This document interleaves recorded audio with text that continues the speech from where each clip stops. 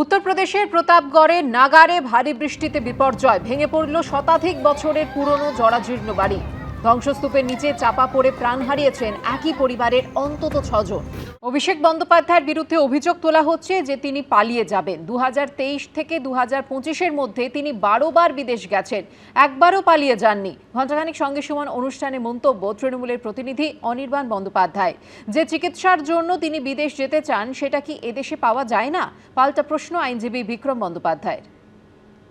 Political অভিযোগ হচ্ছে উনি পালিয়ে যাবেন, এই বিদেশ করে ফিরবেন, এটা পলিটিক্যাল অভিযোগ, তাই তো? আচ্ছা, গত 2023 থেকে 25-এর মধ্যে মানে 2 বছরের মধ্যে তিনি 12 বার বিদেশ গেছেন, এটা অন রেকর্ড কোর্টে এটা জানানো হয়েছে। একবারও পালিয়ে যাননি। তার ডিপ্লোম্যাটিক পাসপোর্ট আছে, তার পাসপোর্ট এমন নয় যে হঠাৎ করে ফোর্স করে তিনি এদিক ওদিক চলে যেতে পারবেন, সরকার কিছু জানবেন, এটা সম্ভব নয়। তৃতীয় কথা, এই যে পালিয়ে যাবে যে এই রবটা তোলা হচ্ছে, আজ অবধি কোন তদন্ত একটা লজিক্যাল কনক্লুশনের ধারে কাছে গেছে যে তাকে পালিয়ে যেতে হবে? শুধুমাত্র ডাকাডাকি করা, ঘন্টার পর ঘন্টা তাকে জেরা করা বাদ দিয়ে আপনি একটা কোনো অভিযোগের ভিত্তিতে একটা কোনো তদন্ত, সে ইডি হোক, সে সিবিআই হোক, সে অধুনা রাজ্য পুলিশ নয় এখন শুরু করেছে, ইডি সিবিআই তো 12 বছর ধরে চালিয়ে। মূল প্রশ্নের উত্তর কিন্তু বিক্রম দিয়ে দিয়েছিল আগেই।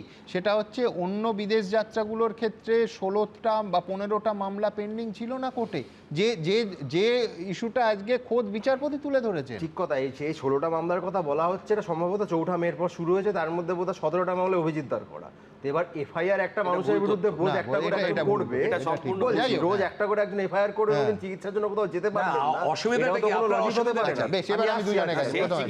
সেই চিকিৎসাটাকে আমার একটা প্রশ্ন, যে চিকিৎসার জন্য উনি বিদেশ যেতে চাইছেন সেই চিকিৎসাটা কি ভারতবর্ষে অ্যাভেলেবেল নয়? সেইটা তাকে তো দেখাতে হবে কোর্টের কাছে।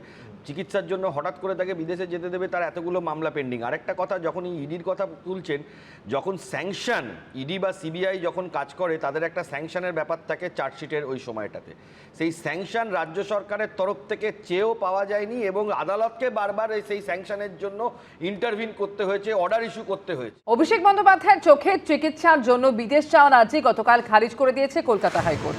আর এই আবহে চাঞ্চল্যকর দাবি করলেন মদন মিত্র।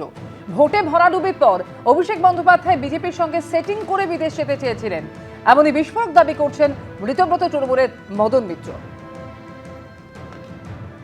আমাদের যে চিন্তাধারাটা ছিল যে আমরা সরাসরি অভিষেকের সঙ্গে কথা বলবো, ও চুপ করে শুনছিল, তো ওকে আমরা পুরো বুঝিয়ে বললাম যে তুই ছাড়লে তোর ওপর থেকে রাগটা বেরিয়ে যাবে। সবটা শুনে অভিষেক বলো, তুমি একটা কাজ করো, তুমি ওদের বলো আমার বিদেশ যাত্রার পারমিশনটা দিয়ে দিতে।